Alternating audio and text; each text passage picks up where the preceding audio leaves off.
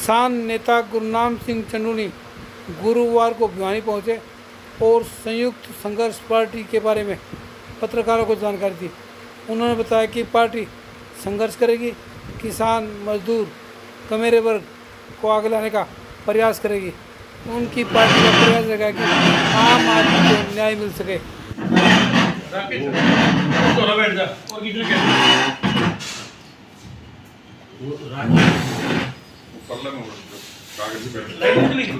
आधी पीछे कर ले यार सारी बात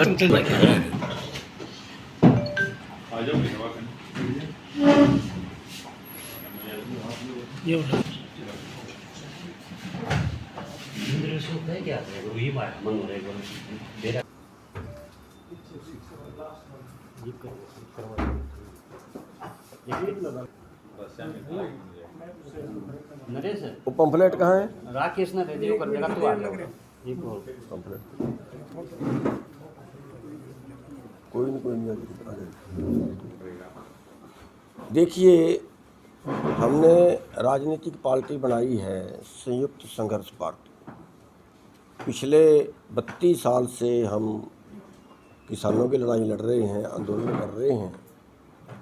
इस दौरान में बहुत बार जेल जाना पड़ा है, मुकदमे दर्ज हुए हैं, लाठियाँ चली हैं, बहुत कुछ हुआ है।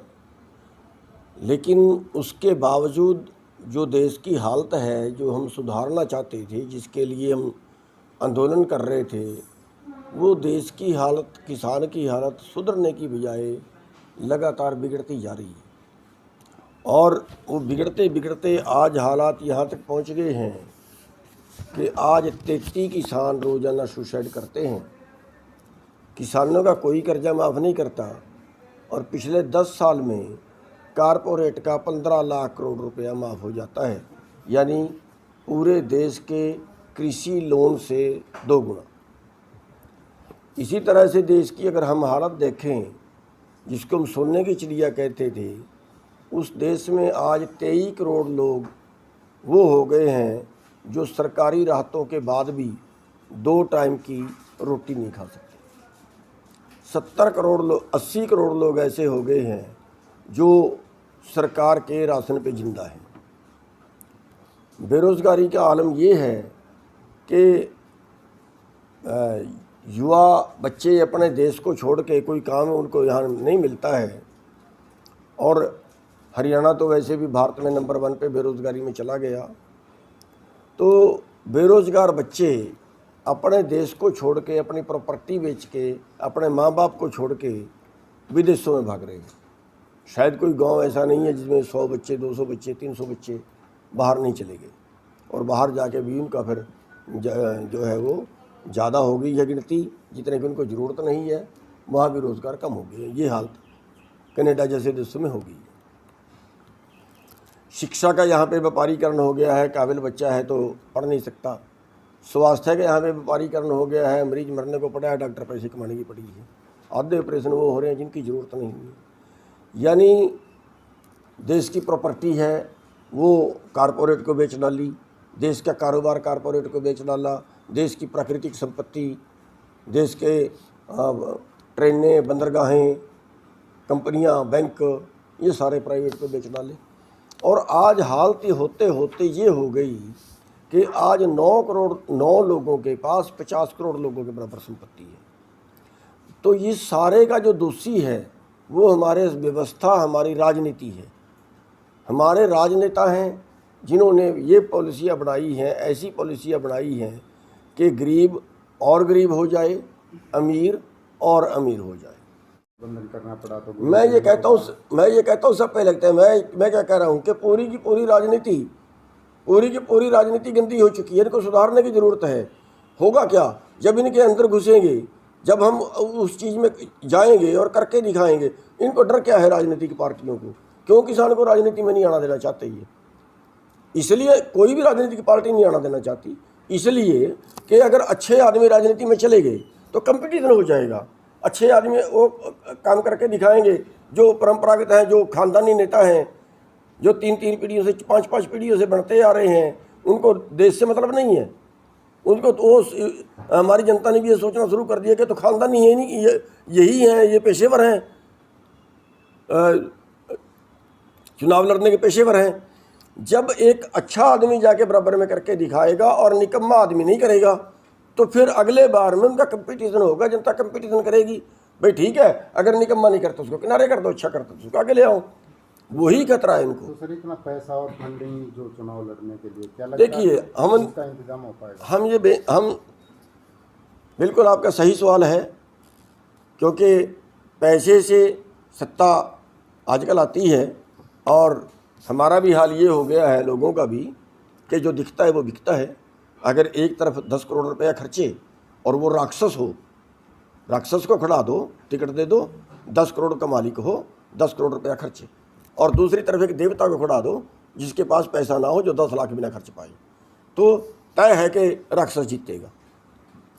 इसलिए हम सब किसान भाइयों से ये कह रहे हैं, अपने सब मेरे वर्ग से ये कह रहे हैं, केवल किसान नहीं, सभी, चाहे उसमें मजदूर है, रेडी फड़ी वाला है, दुकानदार है, हम सभी को कह रहे हैं कि ये धर्म युद्ध है देश को बचाने का।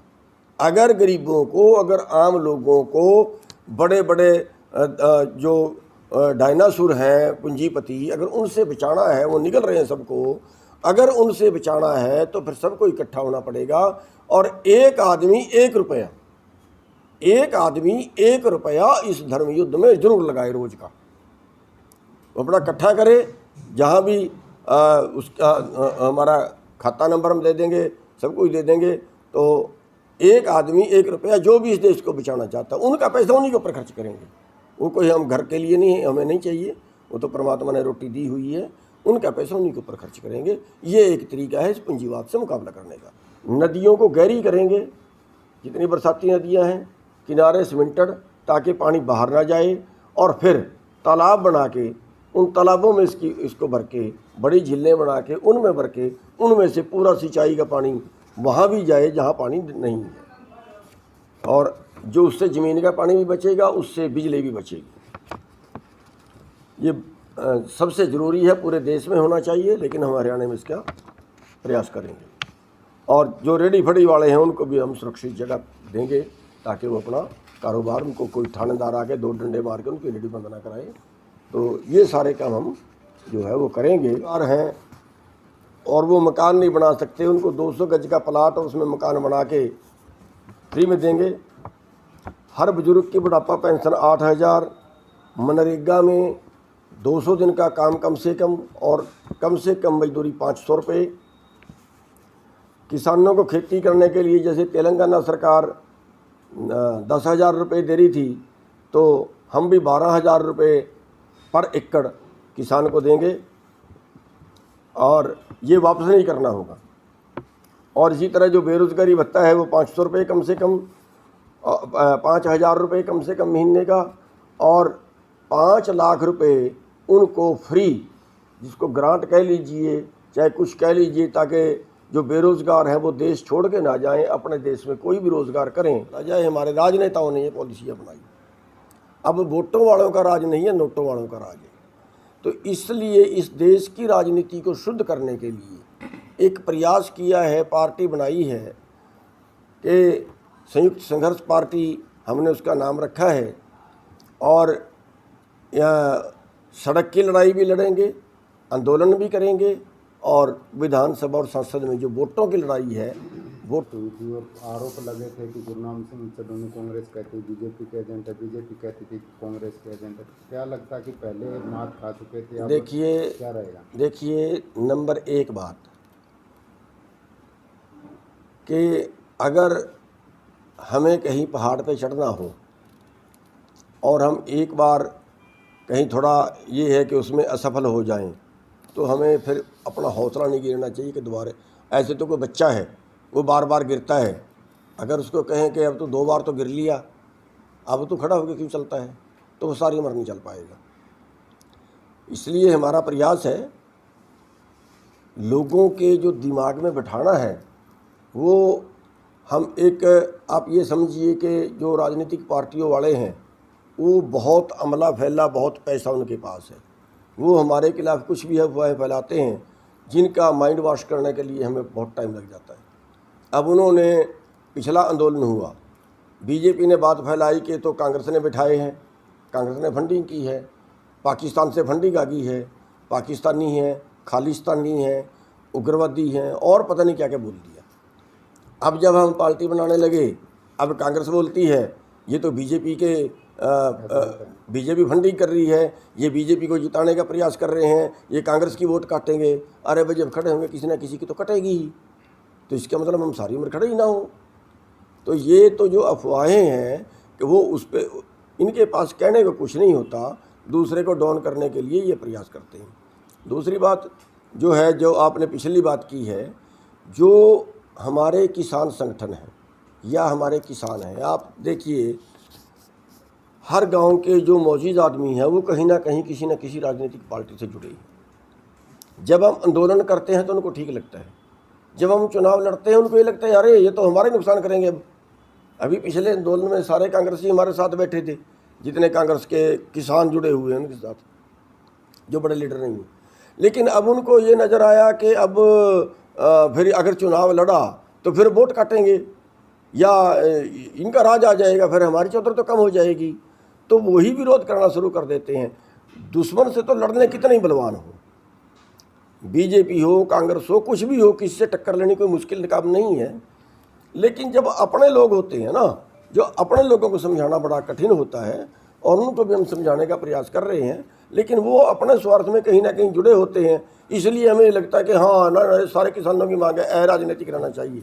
सारे किसानों की मांग नहीं है, लोग चाहते हैं कि विकल्प निकले और इस राजनीति में बदलाव हो।